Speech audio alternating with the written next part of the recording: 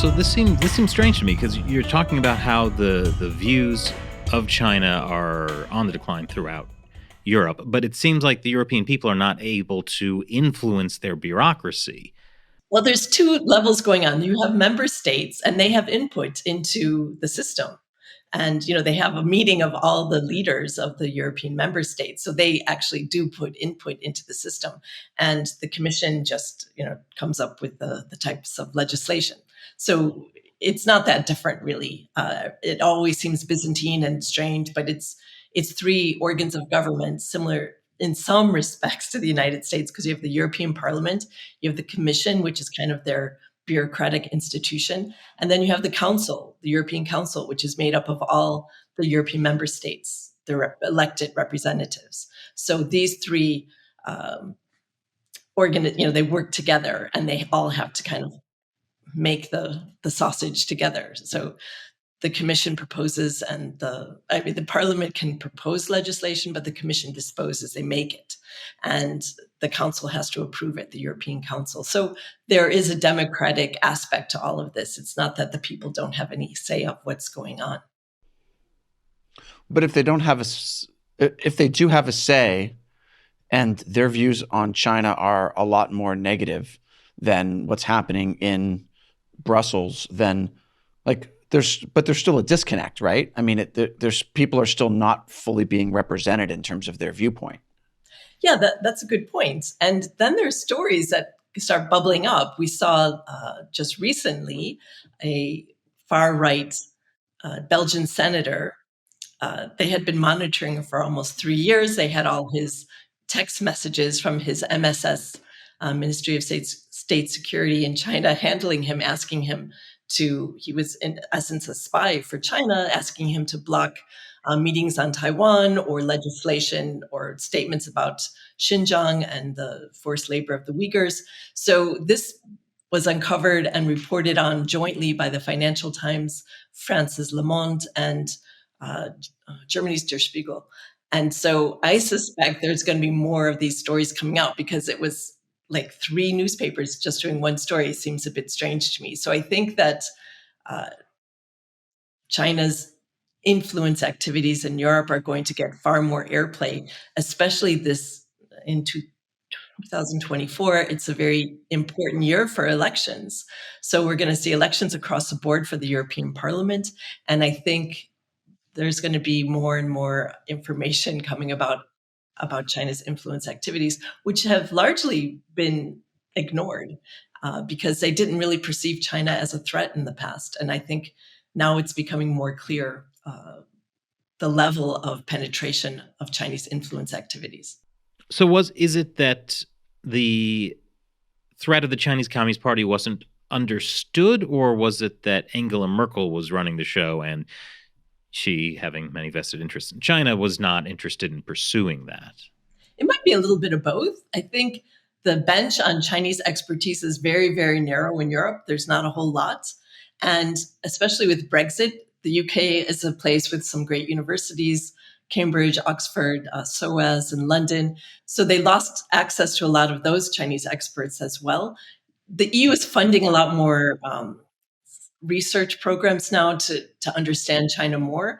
So I think that that's part of the equation, that policymakers are getting more information from experts. And even Ursula von der Leyen brought in a group of China experts because it appears that she didn't really trust the information she was getting from her own institutions, for example, the European External Action Service, which would be made of bureaucrats. So she has even farmed in some China experts to help advise her on policymaking. So I think that these are big changes and these are promising signs. Clearly, Angela Merkel, whenever the Chinese had an issue, I'll give you an example about the solar panels. These were being dumped in Europe, using European subsidies to build them and then dumping them at very, very low cost to Europe. And so many of the companies were actually German solar panel makers. And she was able to kind of slow this down. And it came to the point where, well, what's the point? We don't want to upset the Chinese.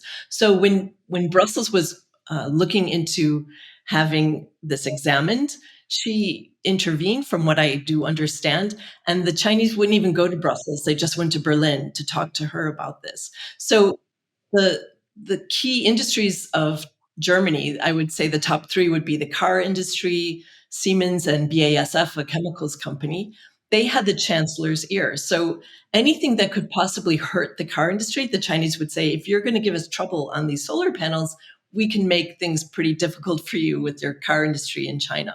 So when other countries weren't really paying so much attention to China, Germany was able to kind of encourage the commission to look the other way with the solar panel dumping, which is ironic because that's only 10 years ago. And now they have a whole green agenda, and they will become even more dependent on China because they want this green transition, and they have all these benchmarks, and they want electric vehicles, more solar panels, more wind turbines. So they'll become paradoxically more dependent on China. So I don't think Angela Merkel's strategy was very long-term thinking.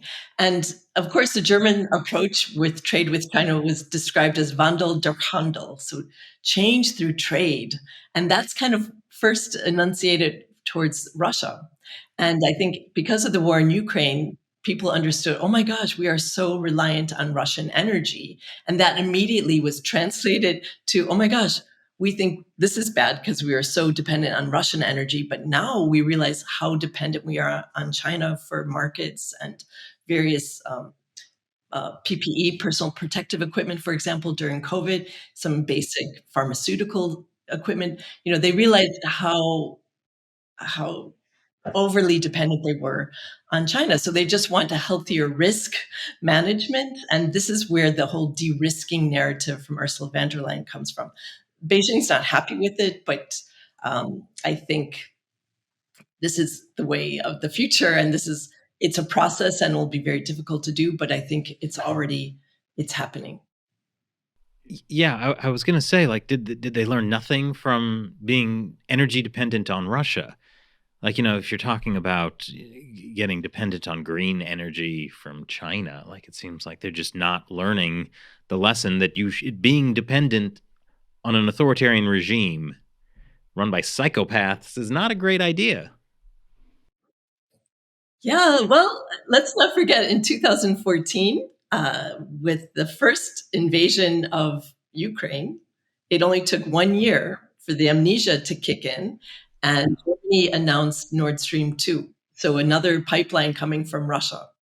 So yes, I think their business interests in Germany really have a lot of leverage, let's put it that way.